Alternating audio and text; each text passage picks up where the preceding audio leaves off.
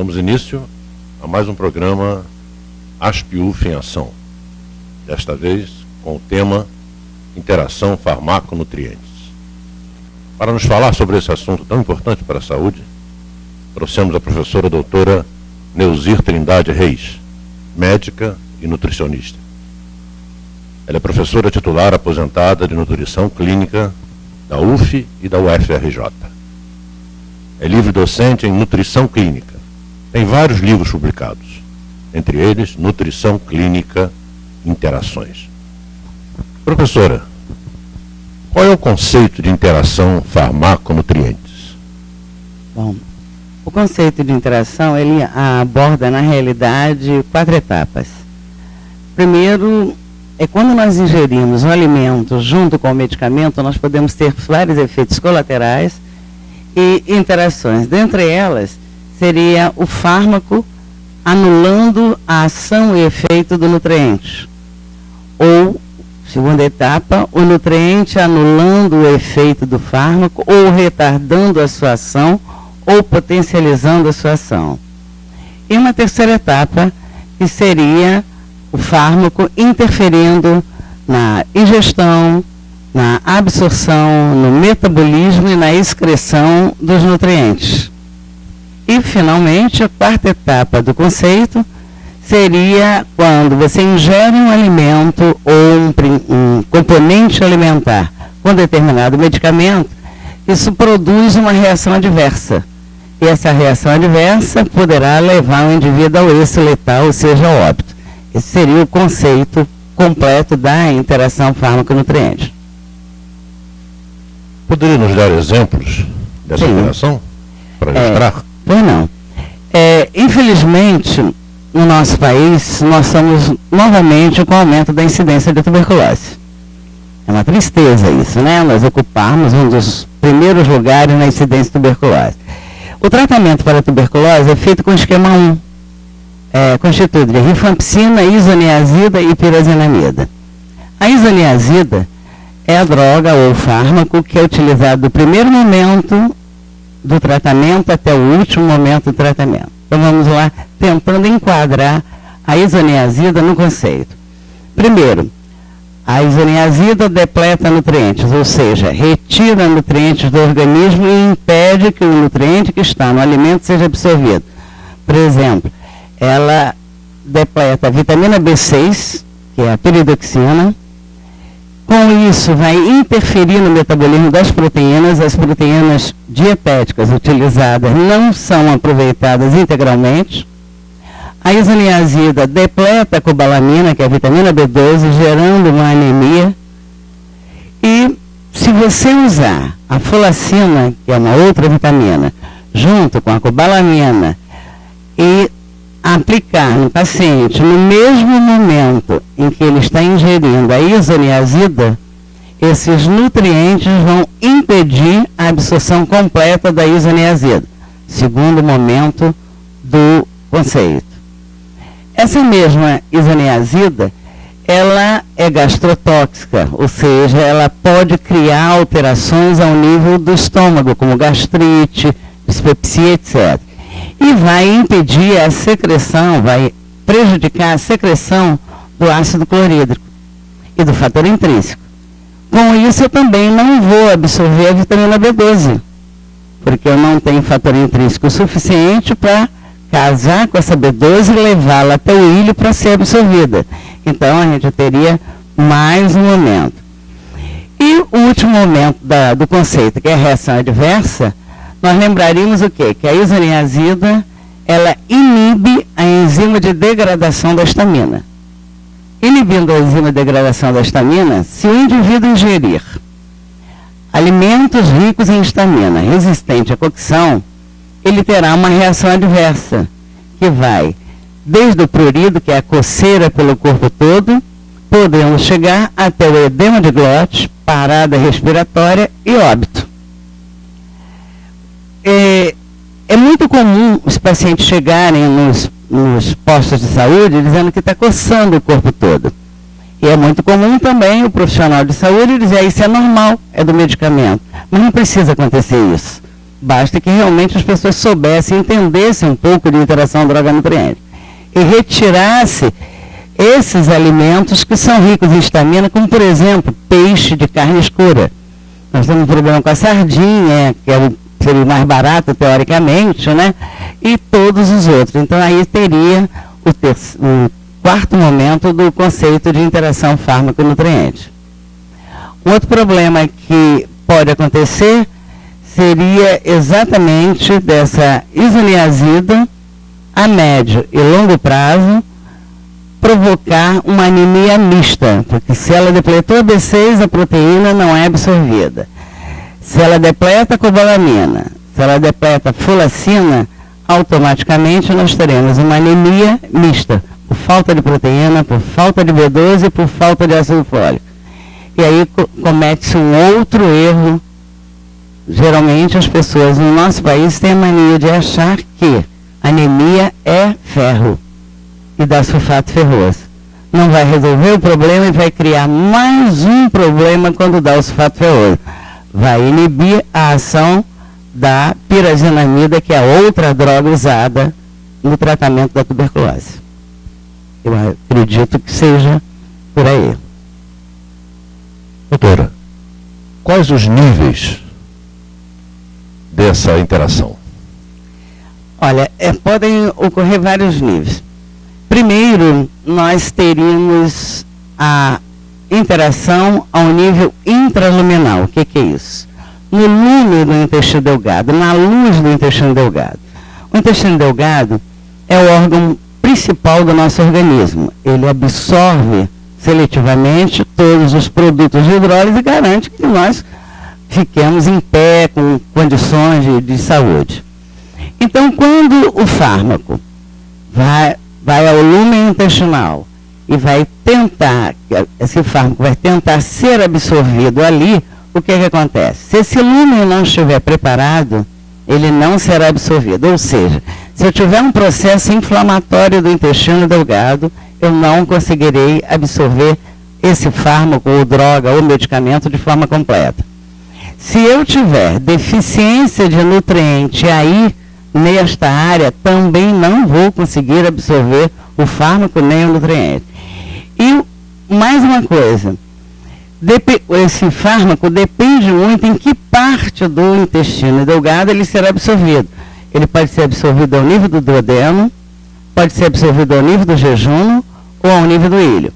O que acontece? As pessoas às vezes esquecem disso. Todo fármaco que é absorvido ao nível do duodeno, ele necessita ser mais degradado, ou seja, precisa ficar mais tempo no estômago para que seja desdobrado e aí o duodeno não ter trabalho de continuar a degradação. Aí ele vai ser absorvido. Então, o fármaco que vai ser absorvido no duodeno, ele tem que ficar mais tempo. Então, a dieta, o alimento, tem que ter uma ação de esvaziamento gástrico mais lento para garantir que a droga fique ali. Já, se o fármaco é absorvido no jejum ou no ilho, tá, eu teria que me preocupar em garantir o esvaziamento mais rápido. Porque senão o que vai acontecer? Ele ficou muito tempo no estômago, foi degradado, desdobrado. Chegou no duodeno, foi degradado.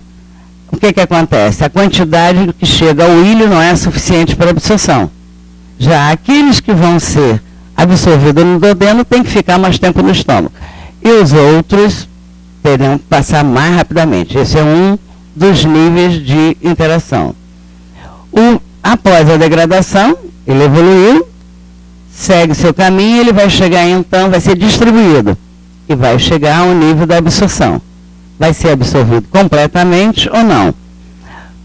Todo fármaco, ele é rapidamente absorvido com os órgãos mais irrigados. Áreas menos irrigadas, como tecido adiposo, como pele, etc., recebem o fármaco mais lentamente. Então, a ação e efeito do fármaco é mais rápida quando o meu órgão é muito mais irrigado. Então, é muito pouca coisa. Músculo também teria esse problema. E um terceiro nível, isso aí seria o nível pós-absorção. O terceiro nível, que seria o estado nutricional do indivíduo. Má nutrição é sinônimo de má absorção da droga. Mais de 90% dos fármacos existentes no nosso país têm capacidade ligante de proteína. O que é isso? Precisa da proteína para agir.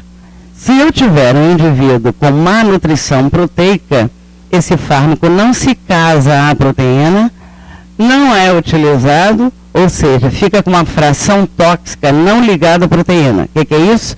Gera a toxicidade medicamentosa, que vulgarmente é conhecida como intoxicação medicamentosa. É porque não teve o nutriente para garantir a absorção completa da droga. Um outro momento também das drogas que não tem capacidade ligante de proteína é a droga que precisa de água, por exemplo, a penicilina, por exemplo. Eu não preciso da proteína, mas eu tenho que garantir que o rim desse indivíduo esteja funcionando de forma adequada. Rim funcionando de forma adequada, ela vai ser absorvida e não vai ser excretada. Vamos supor que eu tenho um diabético em poliúria, urinando muito. Preciso usar penicilina. Não vi que ele estava em poliúria, essa droga vai sair pela urina e não vai ter ação e efeito em hipótese alguma. Então, esse seria um dos momentos, né, importantes ao nível da absorção. Ao nível da excreção, a gente tem aquelas drogas que são excretadas rapidamente pela urina, pode ser excretada pelas fezes, pelo suor, pela saliva, pela respiração, mas o mais importante seria a urina. E dentre esses, o grande destaque seria por conta de alguns diuréticos, algumas outras drogas que interfeririam diretamente no estado nutricional. O importante é a gente lembrar que má nutrição será sempre má absorção de droga. Nenhuma droga vive sem um nutriente. Então, esse seria o ponto básico da interação droga-nutriente. O mínimo que qualquer fármaco vai precisar é de proteína, carboidrato, gordura, minerais e vitaminas, que são nutrientes. Se são nutrientes, a ação e efeito do fármaco depende do estado nutricional do indivíduo. Eu acredito que eu tenha respondido mais ou menos o que você perguntou. E os hipertensivos? Os hipertensivos são vários, né? Você tem várias classes de antihipertensivos. Você tem os beta-bloqueadores, alfa-bloqueadores, uma gama enorme, ação central. De um modo geral, os antihipertensivos são ligados à proteína também. E as pessoas esquecem, prescrevem o antihipertensivo nos casos de hipertensão arterial, esquecem de fazer as reposições adequadas, como tiamina, como peridoxina, etc. É um quadro, inclusive, bem grande para ser falado de antihipertensivo, né? Não. Encerramos esse primeiro bloco. Acabamos de ouvir a doutora Neuzir falando sobre interação farmaco-nutrientes. Voltamos daqui a pouco. Um abraço. Saudações às pianas.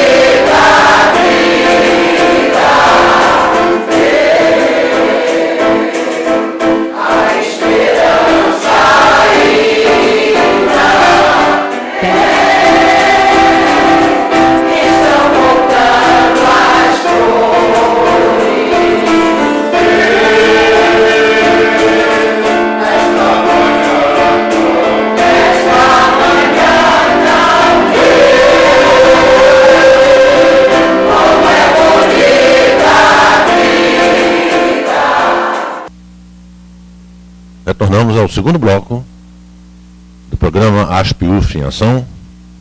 Hoje, entrevistando a doutora Neuzir Trindade Reis sobre o tema interação farmaco-nutrientes. Doutora Neuzir, vamos falar mais sobre diuréticos e hipertensivos? Vamos. O tratamento da hipertensão arterial realmente é feito à base de antihipertensivos. Existem várias classes de antihipertensivos. Tem o de ação central, como um exemplo, a metildopa, que nós vamos encontrar. Tem os beta-bloqueadores, os mais usados, inclusive no programa SUS, no protocolo SUS. que eu particularmente até questiono, são utilizados os beta-bloqueadores, tipo propanolol, atenolol.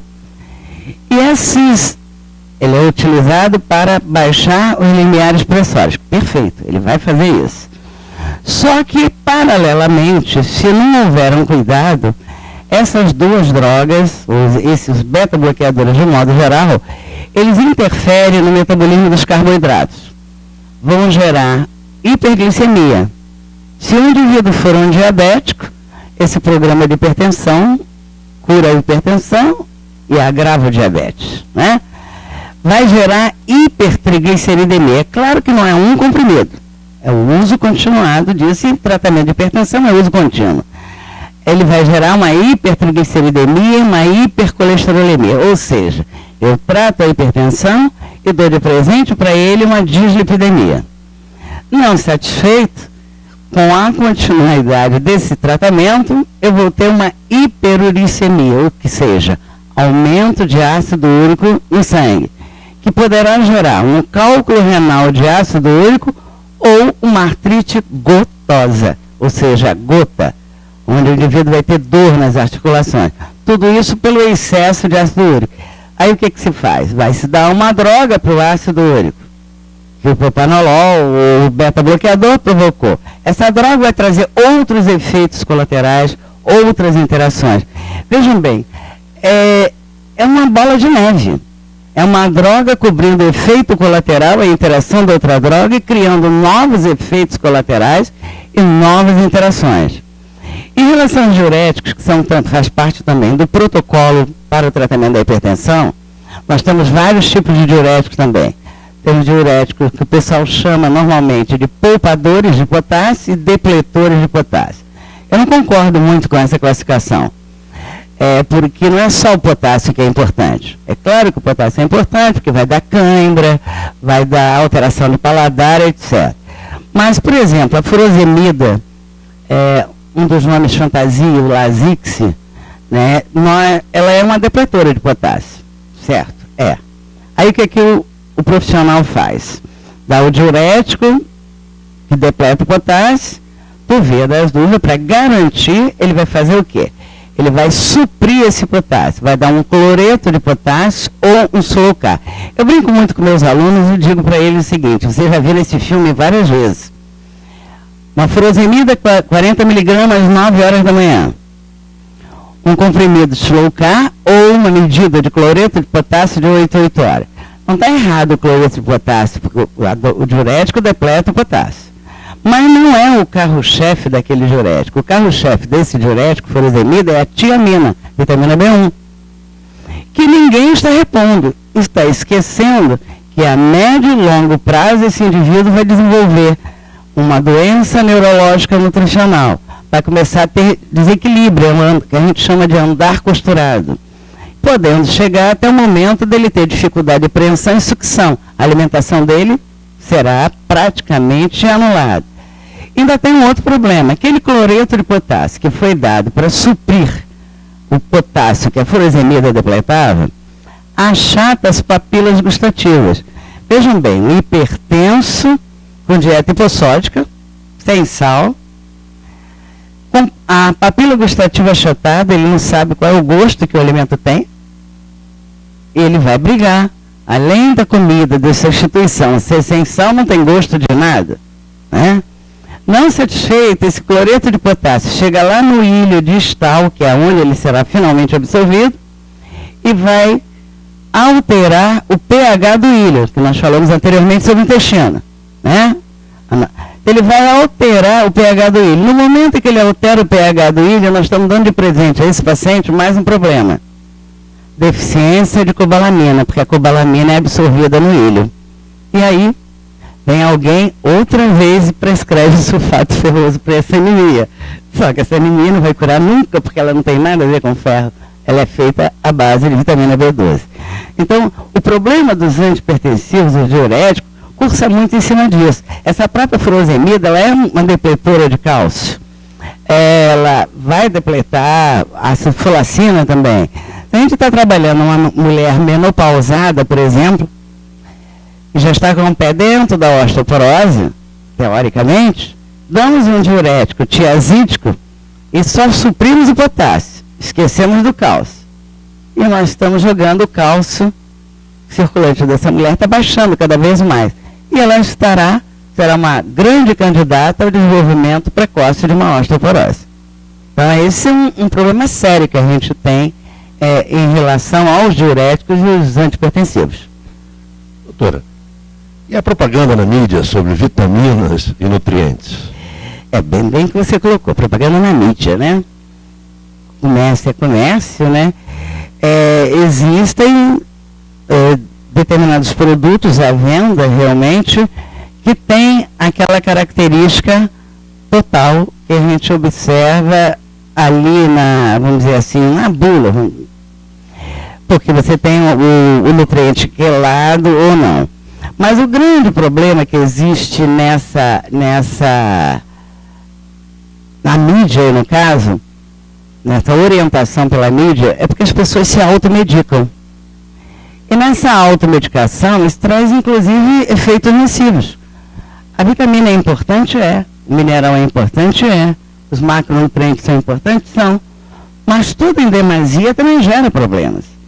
Eu tenho, por exemplo, vitaminas, eu não posso estar usando vitamina só porque estou na terceira idade, né? Eu não posso, eu tenho que ver o que eu necessito realmente. O excesso de vitaminas e excesso de minerais trazem malefícios ao organismo.